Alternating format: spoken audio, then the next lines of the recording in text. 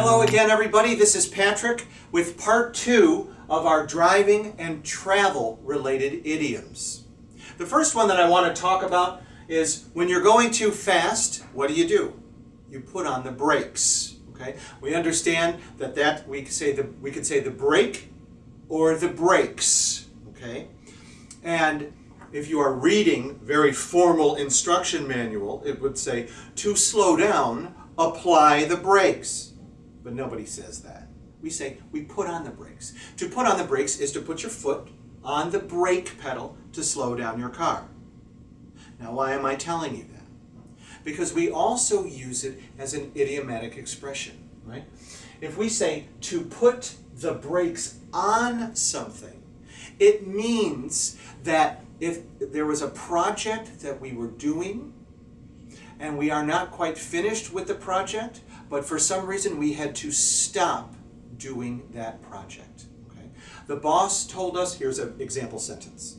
The boss told us to put the brakes on the recycling project until we finished our other duties. Right? To put the brakes on something is to slow down what you're doing so that you can do something else. That's put the brakes on. Now, we were talking about how this is the steering wheel. Okay? If you are asleep at the wheel, that means that the thing that you are doing, right, you made a mistake, a big mistake. Imagine if you fell asleep while you were driving and how dangerous that could be. So if someone is asleep at the wheel, it means something happened that was bad while they were in charge. For example, let's say that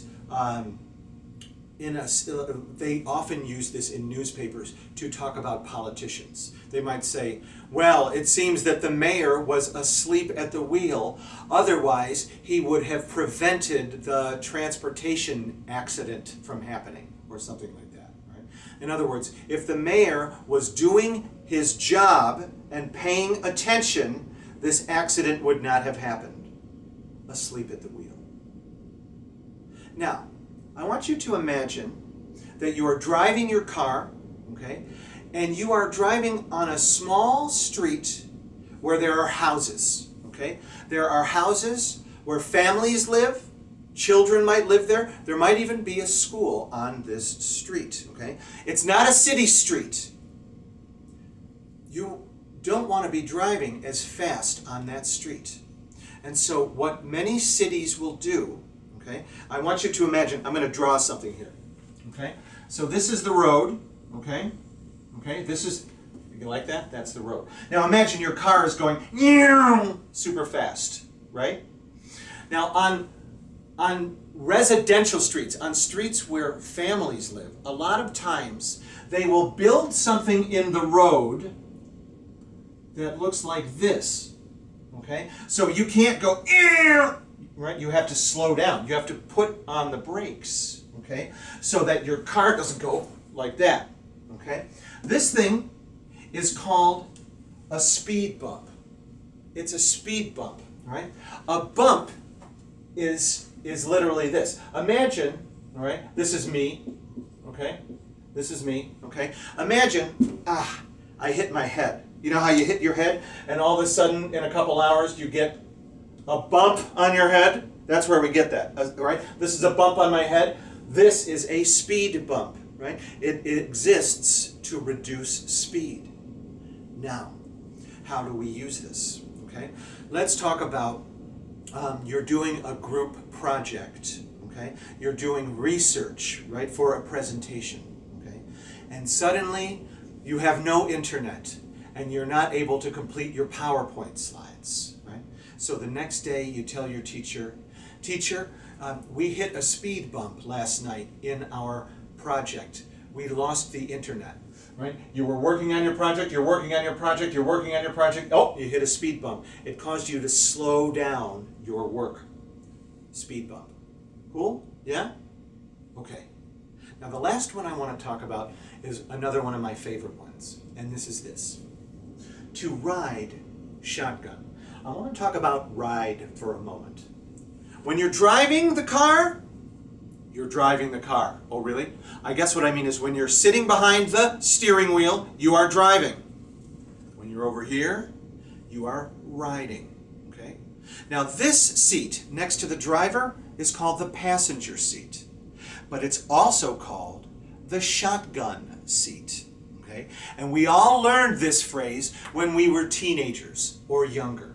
Think back to when you were a teenager, unless you are a teenager, right? Imagine that time when your first friend got his or her driver's license. Okay, remember that feeling of freedom, right? So your friend's got a car, you don't know how to drive yet, and you and a couple of other friends are with your friend in the car, and you're walking out of a store or anything, and you're walking toward the car, and someone yells, "Shotgun!" And what that means is, the person who yelled shotgun, they basically said, I get to sit in the passenger seat next to the driver, okay? The rest of you guys, you have to sit in the back seat, okay? The shotgun seat is the passenger seat next to the driver. Now, why is it called shotgun? Now, this goes back to when we were first building our country. Okay? When we came over here, right, and we started moving west and settling our land in our horses and our wagons, okay? Now imagine there weren't a lot of police around back then, okay? So all of your stuff, everything you own is in a wagon and you're driving the wagon, and it would be very easy for someone to come up and steal from you or murder you or whatever the bad guys did, okay? So it was much easier, right, when you were riding in your wagon, right, to have your friend, right, sit next to you with a shotgun, right, so they could shoot anybody who tries to put you in danger. That's where shotgun comes from, and we use it to this day when we talk about driving next to the riding next to the person who is driving. Ladies and gentlemen, thank you for your time. Thank you for coming to this wonderful page. We hope you come to this wonderful school. If you like this video, please click like. I think it's down here, isn't it? Yeah, I'm looking at YouTube. The like button. No, it's over here. Click like over here, right? Come find us on Facebook. Come find us in Chicago. For Solex College, my name is Patrick. Have a wonderful day.